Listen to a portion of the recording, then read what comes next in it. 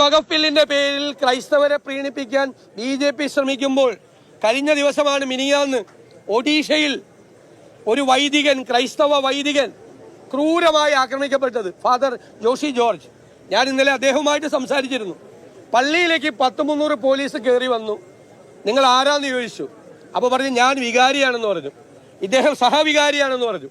അപ്പ അടി തുടങ്ങിയെന്നാണ് അച്ഛൻ എന്നോട് പറഞ്ഞത്. അപ്പ അടി തുടങ്ങി. പോലീസ് ക്രൂരമായി തല്ലി. പോലീസ് സഹവികാരിയെ നിലത്തിട്ട് അദ്ദേഹത്തിന്റെ ഷോൾഡർ ബോൺ ഒടിഞ്ഞിരിക്കുകയാണ്.